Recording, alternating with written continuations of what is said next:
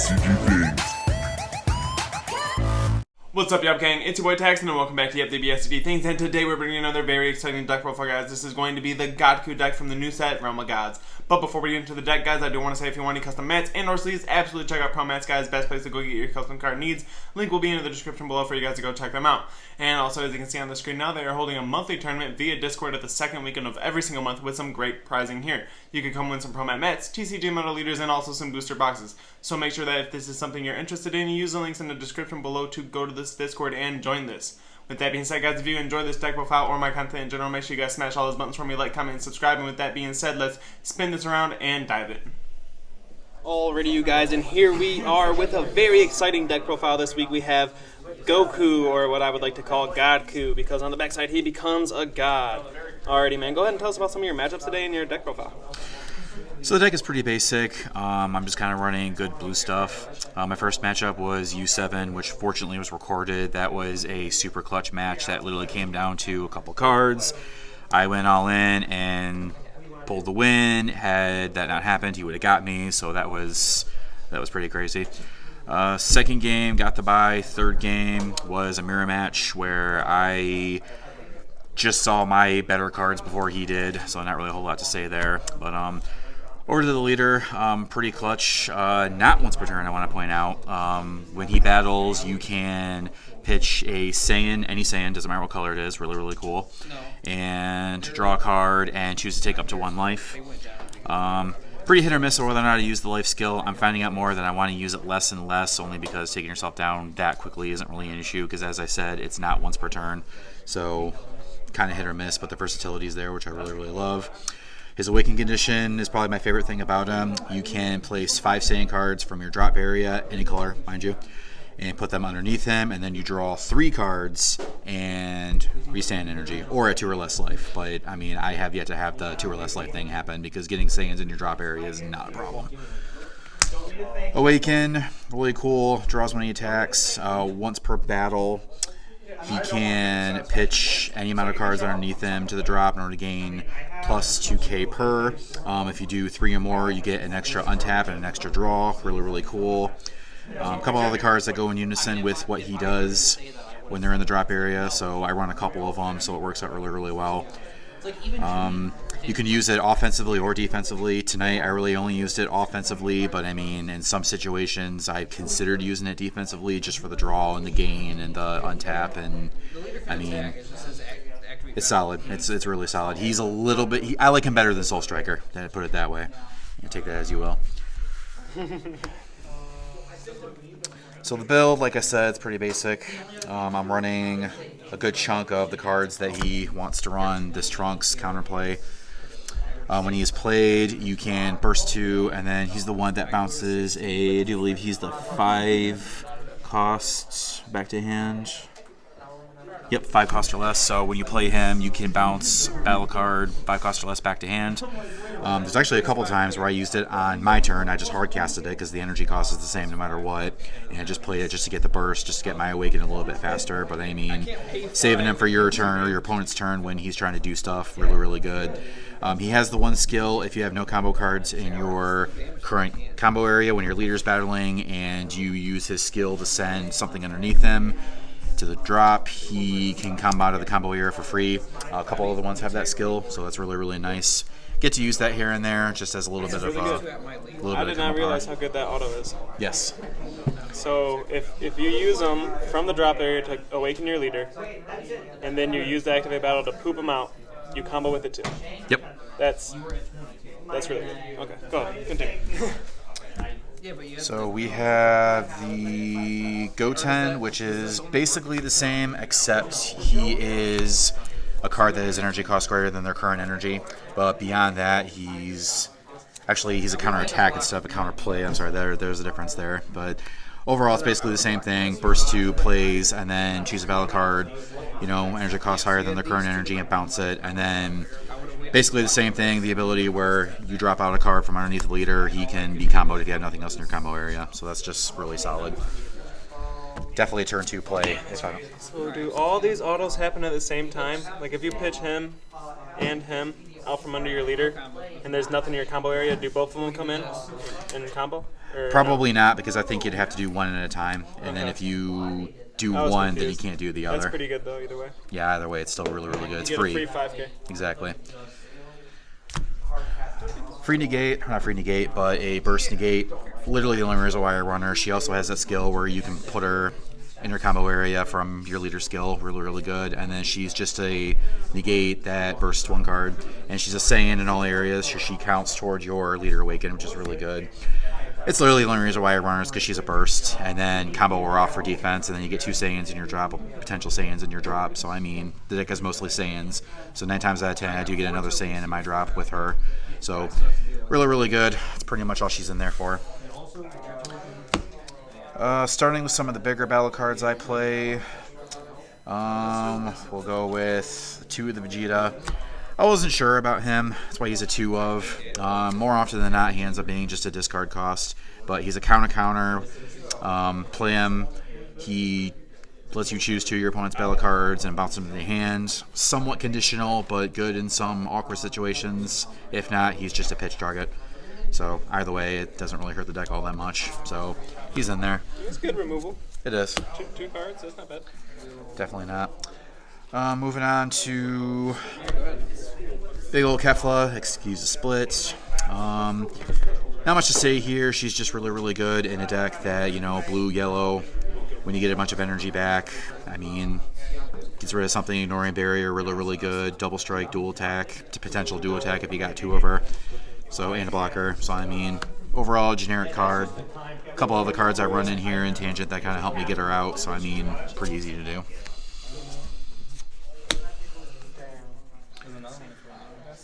More generic blue stuff. Ape.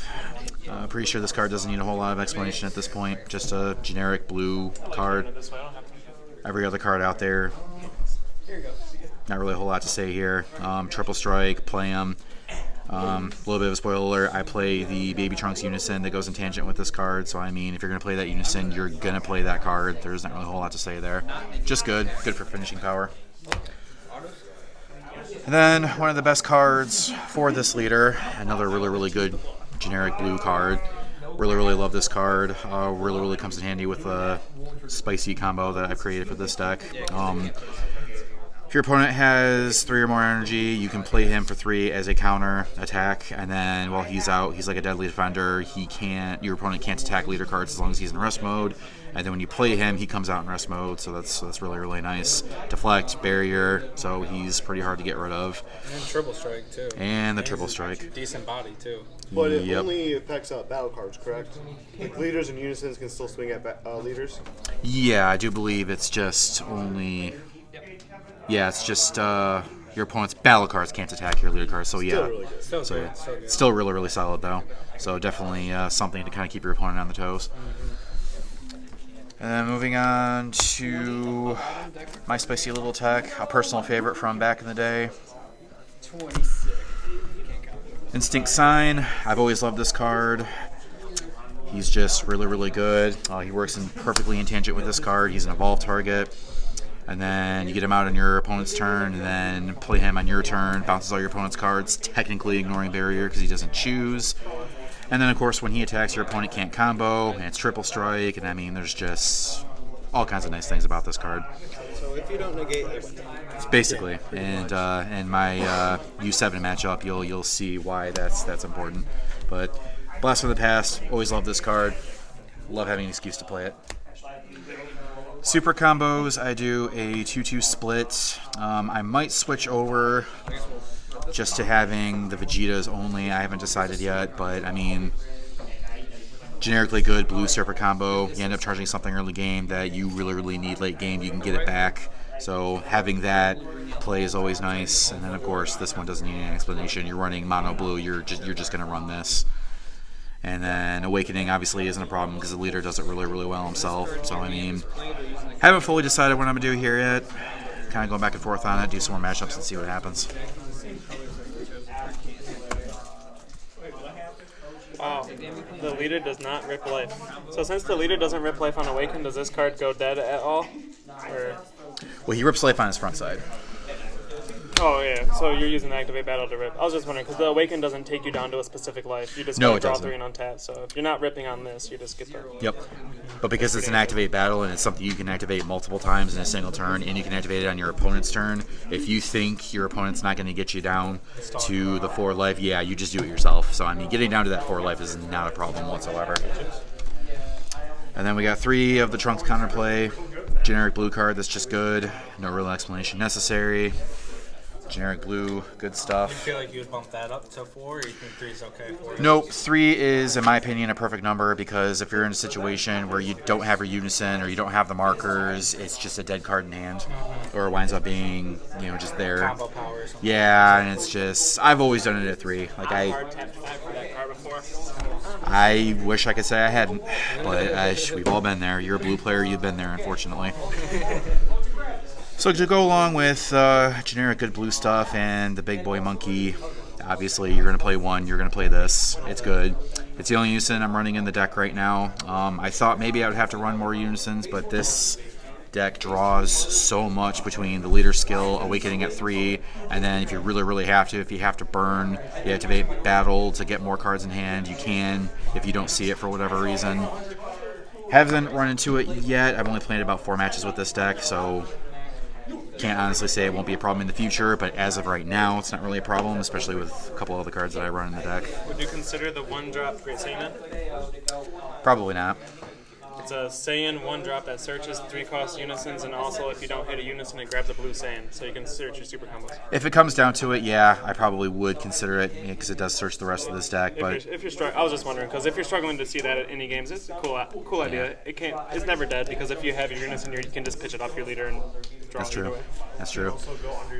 So part of the reason why drawing isn't really an issue, apes. I'm trying out splits. I haven't decided what splits I'm going to do just yet. He restands 1 energy when he swings, so this is really nice to have if you really don't have a play. When you get the 1 energy back, he's really nice. And then try out the draw 2 monkey just to see how it goes. He's a nice, really nice turn 2 play if I just don't happen to see anything, or a good awaken play because I'll get an untap from awaken, and then if I swing, then I'll get another untap, so that's 2 energy. So I mean, here and there, but draw monkeys in a deck that untaps energy is never a bad thing. Is that your only yellow card for Kefla? Yes, it is. Okay, so you're trying to use that as combo as well. Occasionally, yeah, but as long as I see at least one of them, I don't have a problem. And as I mentioned before, this deck draws and gains so much, it's really not a problem. Not yet, at least. I guess we'll see how the future goes. Good blue negate. Not much to say here. You're going to get sparking really quickly. Especially if you are earlier in the game, you haven't awakened yet, you're going to get the cards in your drop area, especially if you keep using the burst skills after you awaken and everything. So, I mean, just a good card to have. Most blue decks, you really don't go without it. Another solid blue staple, beans. If you got the space, you run the beans. Not a whole lot to say here. Beans are good. Especially when you have a leader that untaps, so my turn 3 play, especially if I have 2 beans, I could literally turn 3, play my unison, and then I'm tapped out, swing with leader, get an energy back. I got 2 beans, I've got 3 energy now, so now I'm ready for my big 6-drop Goku play on my next turn. So I mean, I did that twice tonight, so that felt really nice. And then, shocker, the only secret rare you should be running if you have a blue leader. Baby Hutch. So give me another turn, please. Basically, it's really clutch. You'll see in my U7 matchup, I got to do that very play. I got to literally get my 3 energy open, and then I got to play him, and then my opponent tries to get rid of it. No. Next turn, go. I mean, it's just. And if they try to counter, you're just like, Yep, and if they try to counter, you got babies. So that setup with the unison. It's cool, and I love it. I'm all here for it. That's actually really powerful. I didn't even think about that. If you get your minus effect off on the You got two babies in hand. Counter. Yeah, This is going in, so you're automatically dealing the 3. Yep. Alrighty, man. With that being said, you got any final notes, any shout-outs you want to do? Well, shout out to Yuhp Games as usual. Love the content. Love that we get to be on the content. really, really fun. I love our locals. I love coming here every Sunday, and I'm glad we get to share it with everybody. And as I always say, I know Soul Striker is the default for blue, but you know what? There's other leaders out there. Even the new ones are good. I like him better than Soul Striker, as I said. Hate me if you like. Absolutely. The deck does have great versatility. I love that about it. So with that being said, guys, if you guys enjoyed this deck profile or my content in general, make sure you guys smash all those buttons, like, comment, and subscribe. Hit that notification bell so you're notified every single time I upload a video. And with that being said, we will see you guys next week. Later.